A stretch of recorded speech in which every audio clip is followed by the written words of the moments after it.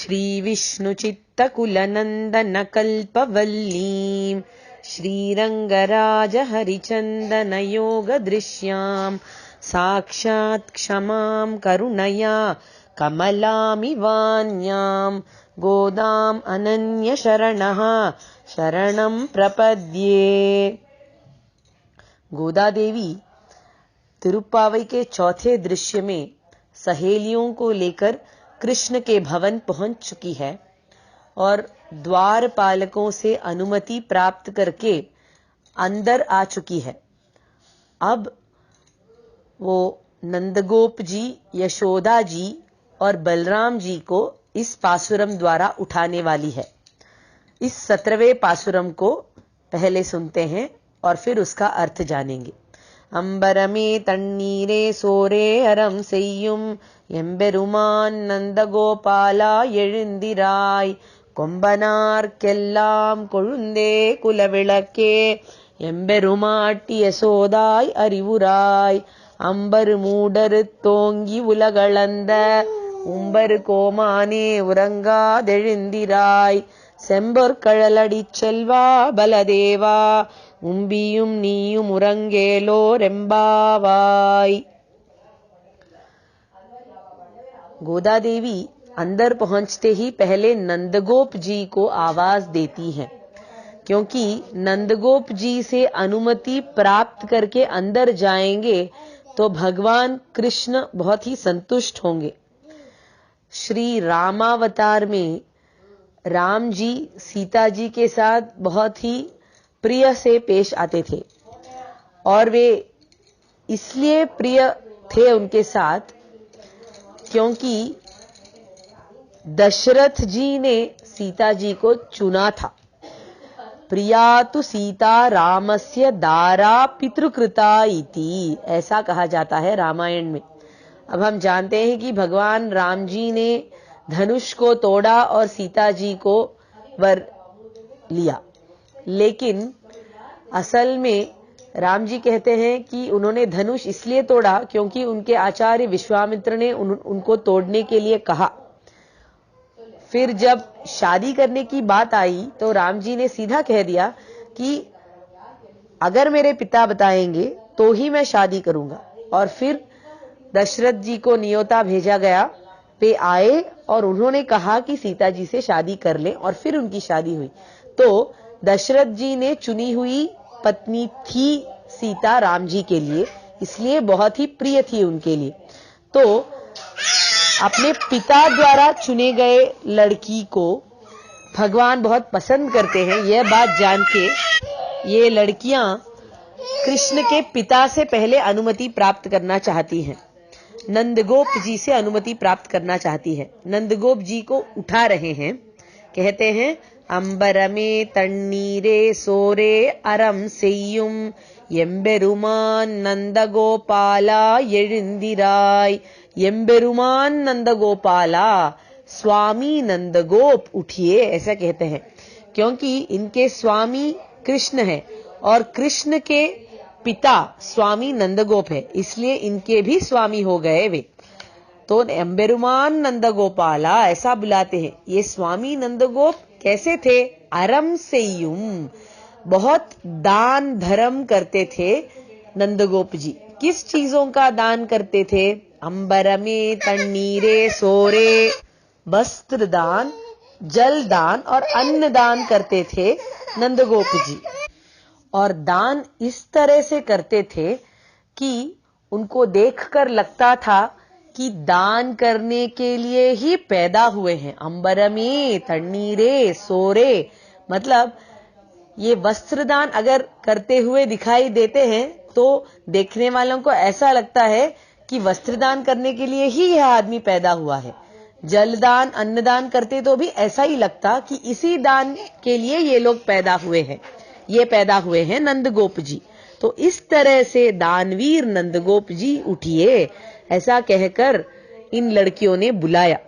बुलाते ही नंदगोप जी ने संतुष्टि से उनको अंदर जाने की अनुमति दे दी। आंखों से ही इशारा किया कि तुम लोग अंदर जा सकती हो और वे लोग अंदर चली जाती हैं। इन्होंने अनुमति दे दी, इसलिए वे लोग अब यशोदा जी को उठाने के लिए जाती हैं। अब शास्त्र कहता है कि सासू मां को जगाना नहीं चाहिए, इसलिए गोदा देवी बहुत ही ध्यान से कहती हैं, एम्बेरुमाटी यशोदाई अरिवुराई, हे यशोदा माता तुम बस जान जाओ कि हम लोग आए हैं, उठने की जरूरत नहीं है। कैसी यशोदा माता? कोम्बनार केल्लाम कोळुंदे कुलविलक्के, मतलब गोप जनों के संघ का नया पत्ता जैसी यशोदा माता। अब बात समझने वाली है कि अगर किसी झाड़ को कोई रोग लग गया हो तो सबसे पहले नया पत्ता मुरझा जाता है। नए पत्ते को उस दोष का असर पहले दिखता है। यशोदा देवी भी ऐसी ही थी। अगर गोप जनों को या गोपियों को कोई भी कष्ट आ जाए तो पहले उनका चेहरा मुरझा जाता था। इतना वो प्रेम भाव रखती थी अपने जनों के प्रति, अपने लोगों के प्रति, कि उनका अगर थोड़ा भी कोई कष्ट उन्हें दिखाई दे तो तुरंत उन्हें बुरा लग जाता था और उनका चेहरा मुरझा जाता था। इसलिए वो गोप जनों के लिए नए पत्ते जैसी थी। कोळुंदे का मतलब है नया पत्ता। इसीलिए इतना वो चाहती थी अपने लोगों को और इतना ख्याल रखती थी, इसीलिए ये गोपों के कुल की वो दिया थी। कुल विलक के ऐसा कहते हैं। तो ऐसी गोप जनों की कुल दिया यशोदा माता, तुम जान जाओ कि हम लोग आए हैं। यशोदाई अरिवुराई ऐसा कहकर ये लड़कियां अंदर चली जाती हैं कृष्ण को उठाने के लिए।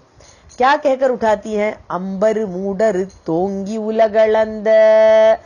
उस दिन हे कृष्ण तुमने अंबरम का मतलब है आकाश को पार करके आकाश का माप लिया था।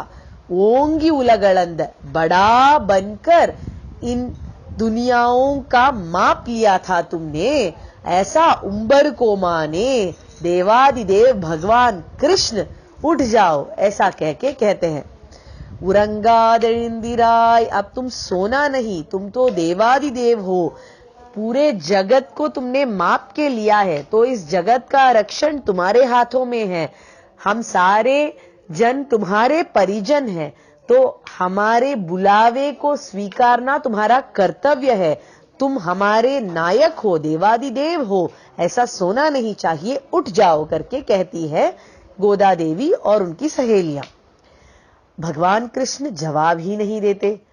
तो इन लोगों को अब एक बात समझ में आई, अरे अरे हम लोगों ने गलती कर दिया, एक विशेष व्यक्ति को उठाना भूल गए और कृष्ण को उठाने लग गए। गलती हो गई हमसे। पहले तो हमें कृष्ण के बड़े भाई बलराम को उठाना चाहिए था।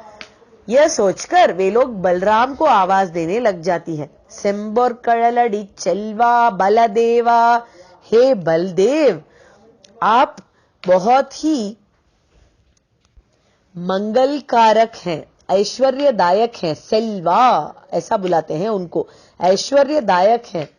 सेंपर कड़लड़ी चलवा ऐसा बुलाते हैं, मतलब बलराम जी के पद चिन्ह जहां पर गिरते हैं वह जगह मंगलमय हो जाता है। देवकी देवी के पहले 6 बच्चे गुजर गए, कंस ने उनको मार डाला। 7वां गर्भ धारण किया देवकी देवी ने, जिनमें बलराम जी पधारे। बलराम जी के पद चिन्ह जैसे ही देवकी देवी के पेट में पड़ गए, उसके बाद देवकी देवी के सारे बच्चे बच गए। बलराम जी तो बच ही गए, देवकी देवी के पेट से वे रोहिणी देवी के पेट में चले गए। उसके बाद कृष्ण जी पधारे और फिर सुभद्रा जी पधारी। तो बलराम जी के आगमन से मंगलमय हो जाता है सारा जगत, ऐसा समझ में आता है। इसीलिए उनको सेल्वा बलदेवा करके गोदा और उनकी सहेलियां बुलाती हैं। यह सुनकर बलराम जी हंस पड़ते हैं। ये लोग और एक बात कहती है उम्बियुम नीयुम उरंगेल, आप तो आदिशेष के अवतार हैं, और आदिशेष जो है भगवान की शैया होती है। क्या कभी ऐसा होता है कि शैया खुद लेटकर सो जाता है? तो आपको सोना नहीं चाहिए, उठ जाइए करके उनको उठाते हैं, और बलराम जी हंसते हंसते उठकर इन लड़कियों को अंदर जाने की अनुमति देते हैं, कृष्ण को उठाने की अनुमति देते हैं। ऐसा है यह 17वें पासुरम का अर्थ। इसमें से एक बहुत मुख्य बात प्रतीत होता है, मंदिर में जाते समय हमें सीधा भगवान के सन्निधि में जाना नहीं चाहिए। मंदिर के आजू बाजू में कुछ सन्निधियां हो सकती है, देवी की या फिर मुनियों की, आचार्यों की, उन सबको जाकर प्रणाम करने के बाद भगवान के पास आना चाहिए। यह उचित बात गोदा देवी हमें इस पासुरम द्वारा सिखाती है। कवितार्किक सिंहाय कल्याण गुणशालिने श्रीमते वेंकटेशाय वेदांत गुरवे नमः।